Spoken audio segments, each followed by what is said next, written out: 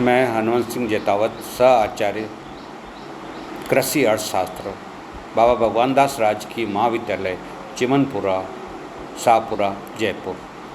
मैं आज आपको बीएससी ऑनर्स पार्ट सेकंड में चलने वाले एग्रीकल्चर फाइनेंस एंड कोऑपरेशन विषय के टॉपिक साख का वर्गीकरण के बारे में बताना चाह रहा हूँ। मैंने इससे पहले वाली क्लास में रक्षित ऋण में चार्टेल क्रेडिट तक की बात आपको की थी।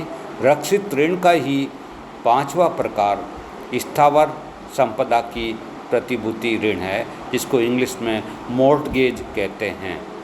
इस प्रकार के रक्षित ऋण में ऋणदात्री संस्था ऋणी की अचल संपत्ति, भूमि, भवन आदि बंधक रखकर ऋण स्वीकृत करती है। संपत्ति ऋणी के पास ही रहती है। यह ऋण दो प्रकार का होता है। ए, सरल स्थावर संपदा प्रतिभूति ऋण, इंग्लिश में सिंपल मॉर्टगेज कहलाता है। यदि ऋणी की भूमि व भवन आदि स्थायी संपत्ति पैतृक संपत्ति है पर ऋणी के नाम नहीं है, तो बैंकिंग संस्थाएं पहले ऋणी से बैंक के पक्ष में इन संपत्तियों का पंजीकरण कर ऋणी को ऋण प्रदान करती है। यह सरल स्थावर संपदा प्रतिभूति ऋण कहलाता है। बी, न्याय संगत स्थावर संपदा प्रतिभूति ऋण, इंग्लिश में इक्विटेबल मॉर्टगेज कहते हैं। इस प्रकार की स्थायी संपत्ति ऋणी के नाम ही होती है व इन अचल संपत्तियों का पट्टा बैंक के पास बंधक रखा जाता है। यह न्याय संगत स्थावर संपदा प्रतिभूति ऋण कहलाता है। पांचवा रक्षित ऋण का प्रकार है दृष्टि बंधक ऋण, इंग्लिश में हाइपोथेकेशन। ट्रैक्टर व मशीनरी के लिए ऋण लेते समय इन मशीनों पर मालिकाना अधिकार या लीगल अधिकार ऋण देने वाली संस्था के पास होता है। ऋणी के पास केवल उपयोग अधिकार रहता है ताकि इनसे रुपया कमाकर बैंक का बकाया चुकाया जा सके। इन साधनों को वह बेच नहीं सकता है जब तक ऋणदात्री संस्था का ऋण चुका न दे। दृष्टि बंधक ऋण दो प्रकार का हो सकता है। पहला, की लोन। इस प्रकार के ऋण में ऋणी कृषि उपज को ऋणदात्री संस्था अपने नियंत्रण में रखकर ऋण प्रदान करती है। जैसे किसान ऋण चुका देता है, जैसे ही उसका उत्पाद उसे लौटा दिया जाता है। ये ऋण कृषक को मजबूरन विक्रय से बचाता है। दूसरा, खुला ऋण, ओपन लोन। इस ऋण में मशीन या उपकरणों का भौतिक अधिकार ऋणी के पास ही होता है। केवल कानूनन रूप से इन पर संस्था का अधिकार होता है। जब तक कि ऋणी समस्त ऋण को चुका न दे, तब तक कानूनन अधिकार ऋणी के पास हस्तांतरित नहीं किया जाता है। बी, अरक्षित ऋण, अनसिक्योर्ड लोन।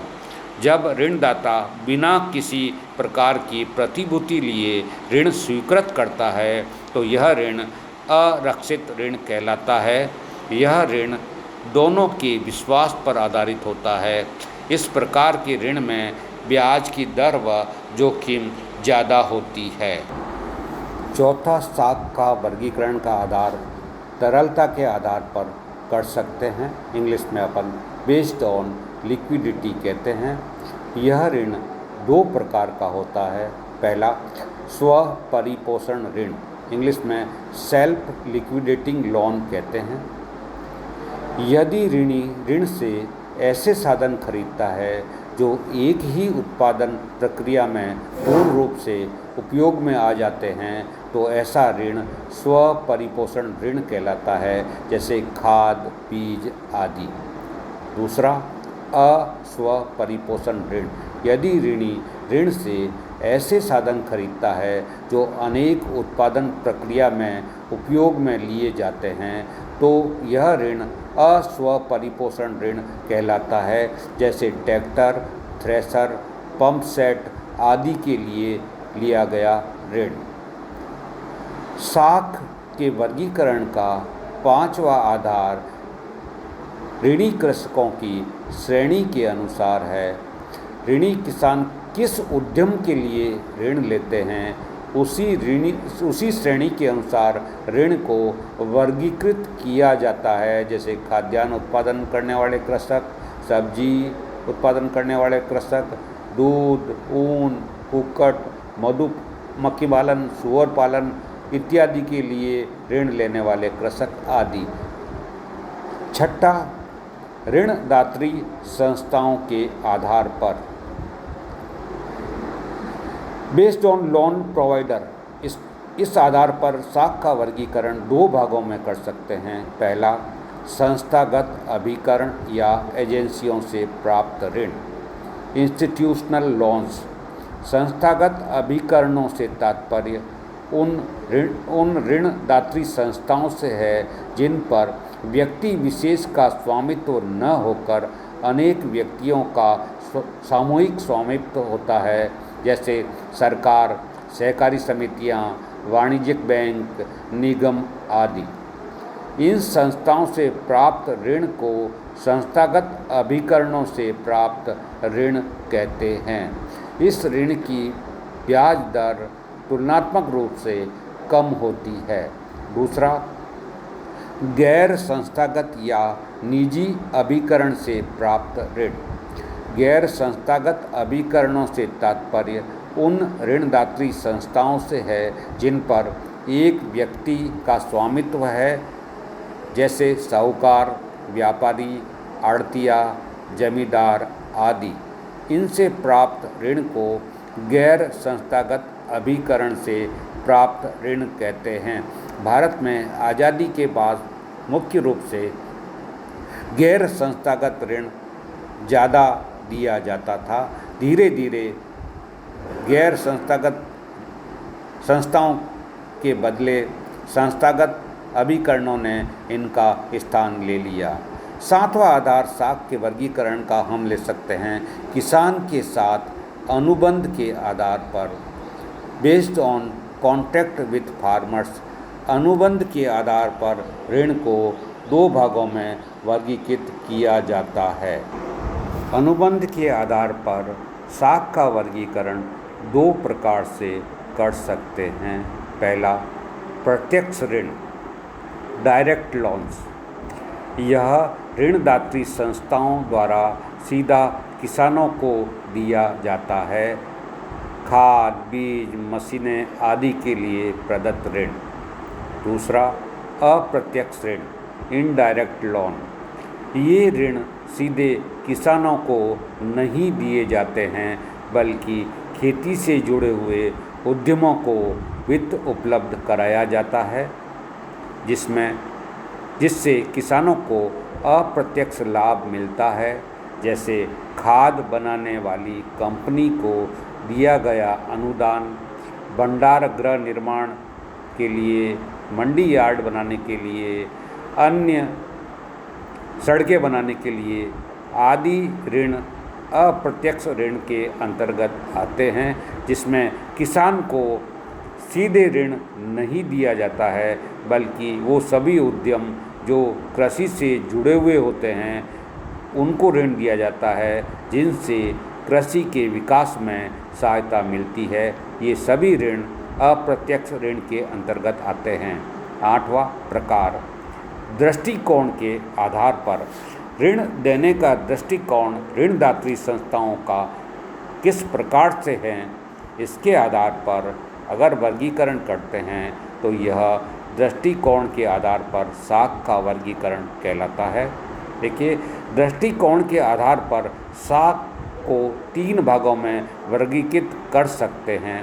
पहला, व्यक्तिगत दृष्टिकोण, इंडिविजुअल अप्रोच। ऋणदात्री संस्था सभी संभावित उधार लेने वाले किसानों की आवश्यकता को ध्यान में रखते हुए ऋण प्रदान करती है, जैसे फसल ऋण, पशु ऋण। इसके अलावा भी खेती में किसी भी प्रकार की मशीनरी या अन्य प्रकार का ऋण उस क्षेत्र में किसानों को आवश्यकता है। यह व्यक्तिगत दृष्टिकोण रखते हुए संस्थागत संस्थाएं, चाहे बैंक हो चाहे अन्य रूप में कोई संस्था हो, यह ऋण प्रदान करती है। यह व्यक्तिगत दृष्टिकोण कहलाता है। दूसरा, क्षेत्र का दृष्टिकोण, इंग्लिश में एरिया अप्रोच कहते हैं। जब व्यक्तिगत किसान को ध्यान में नहीं रखते हुए ऋण की योजना बनाई जाती है, ऋण देने की योजना बनाई जाती है, इसमें पूरा क्षेत्र ध्यान में रखा जाता है। यह क्षेत्रीय दृष्टिकोण कहलाता है। इस दृष्टिकोण के अनुसार ऋण देने के लिए क्षेत्र विशेष का चुनाव करती है। यह बैंक इस चुने हुए क्षेत्र की सभी प्रकार की वित्तीय आवश्यकताएं पूरी करने के लिए ऋण प्रदान करती है। उदाहरण के लिए बैंक द्वारा लागू की गई सर्विस एरिया अप्रोच, इसमें जो आर्थिक रूप से पिछड़ा हुआ क्षेत्र रह गया है उसके विकास के लिए बैंक कई बार यह क्षेत्र का दृष्टिकोण अपनाती है, जिसमें उस क्षेत्र में रहने वाले निश्चित टारगेट ग्रुप भी हो सकते हैं, जैसे एसटी, वीकर सेक्शन, भूमिहीन किसान इत्यादि, काश्तकार आदि कुछ भी हो सकता है, जिसमें पूरे क्षेत्र को दृष्टिगत रख के ऋण देने की योजना बनाई जाती है। यह क्षेत्र का दृष्टिकोण कहलाता है। आखिरी वर्गीकरण दृष्टिकोण के आधार पर तीसरा वर्गीकरण विभेदक ब्याज दर ऋण के द्वारा, यहाँ पर भी समाज के कमज़ोर वर्गों के उत्थान के लिए उनको प्रदान किया गया ऋण इस श्रेणी में आता है। इसमें ब्याज दर मात्र 4% होती है।